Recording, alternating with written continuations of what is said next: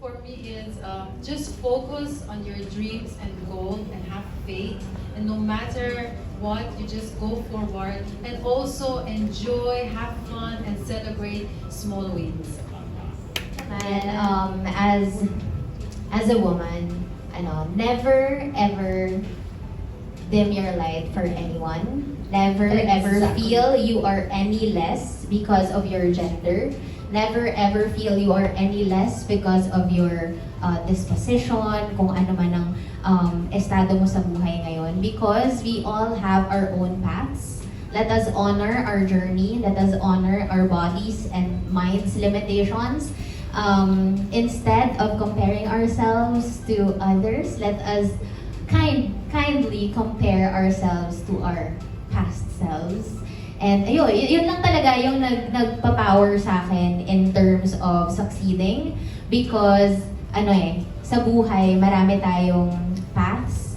And we have to honor that also life ebbs and flows. So, minsan okay, minsan hindi. And we have to honor that.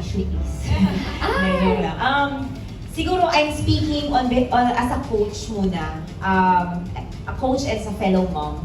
Because I've always reached out to women and nakakausap talaga ako. And most of the time, one of their greatest struggles is yung self-esteem nila. Na sometimes they feel that they're not enough. So, alam mo yung wala ka na masyadong self-esteem. Tapos ikaw bilang nanay, bilang babae na masyado ka pang selfless. Ubus ka talaga.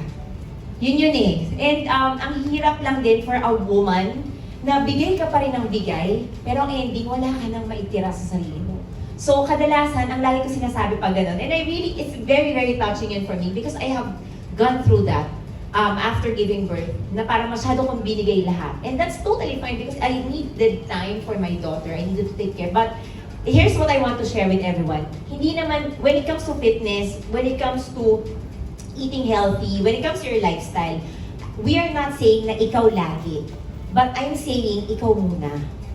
Wait lang, di ba? You know, you have a lot of things to do. Marami tayong schedule. We run the world, di ba? We have, make sure that you fix your Google Calendars, by the way. Ayusin yung schedules nyo. But, yun nga, put a little bit, 30-45 minutes for yourself. When you're working out, it's not because you want the bikini body, it's because working out is your me time. Huwag mo tatanggalin sa sarili mo yun. Because if tinanggal mo yun sa sarili mo, are you saying na hindi ka importante? So, ikaw muna. And eventually, babalik at babalik yun. Yung taking care of others, it will be very easy. And you will, yun nga, instead of, hindi na siya taking care of others, it's serving the people that you love. And when that power happens from within, you can eventually inspire and influence a lot of people, whether nasa social media, followers, or even just the people around you, relatives and friends. I'm one of the first few journalists who dabbled into digital journalism. And some people think that I have it all put together.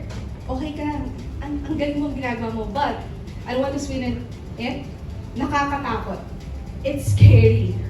And what do you do with that, that feeling, that emotion? You replace those fears with action. Nakakatakot, hindi siya basta-basta. But you find your tribe, you find your why, and you replace that fear with action. Kung walang opportunities na maibigay sa'yo, kung walang doors na nag-open sa'yo, you create that opportunity for you. And when you open that opportunity for you, you also open that opportunity for fellow journalists. You open that opportunity to fellow women. So yeah, don't be scared. It's a scary world out there, but you replace fear with action. O yun lang pala. Thank you so much, Liz. So for me, you know how we always, you can say, a lot of, where I'm sitting here in front of you and I can talk a big talk about like switching to the female gaze, like redoing the world, changing the status quo and all of these big things. But at the end of it, what I want to tell women who are starting to create content or just trying to find their way in the world is that it's, Coach said this earlier, it's progress. It's a work in progress. So my favorite quote from a book that I didn't finish reading.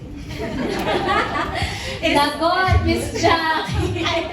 Marino, a greatest sales Ayun. which I didn't finish reading. I will just put that out there.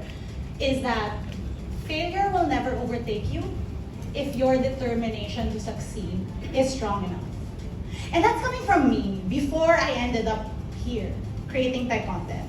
I was in law school for 3 years. I was doing blogs. I was doing travel content. Like, there were so many failures. There were so many things I was trying out. I can be very dumb too. And that's fine. Because each day that you go through your creation journey, or not even just creation, like each day that you go through, you realize that it's a work in progress. Nilang lahat. Copy paste. But really, ako naman, I really started with a lot of self-doubt. I think yun talaga yun eh. You have so many great ideas, ang dami mong gusto gawin, pero parang, shocks, hindi ko to kaya. Yun talaga, but then you learn. So ako, one thing, never be afraid to ask other people for help. Okay, yun talaga yung natutunan ko talaga because hindi mo talaga kayang gawin lahat. And number 2 is continue to develop yourself, improve yourself, learn from others. So that's why education, diba? Yun yung ano ko talaga, yun yung gusto kong ginagawa, to educate, to give the right information, and to inspire other people. We were talking about kanina kasi some of us started on YouTube like before the pandemic, others are just starting now. So I was telling, I think it was Jacque kanina, sabi ko, pinakamahirap talaga is to get the first 1,000 subscribers. I remember nung pagsimula ko, lahat ng kamag-anak ko, tintext ko, follow nyo ako. Mga edit, follow nyo ako. But then, once you get over that hump, it just, you know, yun, patience ko. Guys, by the way, may YouTube channel, follow nyo ako. And then, once you get into that groove, and it becomes like natural for you to create content, to educate, it becomes a lot easier. So yun, never forget na you're not alone. And there are a lot of people out there who can do so much more than you and can help. Ayan, thank you so much to these lovely women for sharing your insights, your stories, your empowering journeys. Ayan, thank you so much to these lovely women for sharing your insights, your stories, your empowering journeys. Ayan, thank you so much to these lovely women for sharing your insights, your stories, your empowering journeys. Ayan, thank you so much to these lovely women for sharing your insights, your stories, your empowering journeys. Ayan, thank you so much to these lovely women for sharing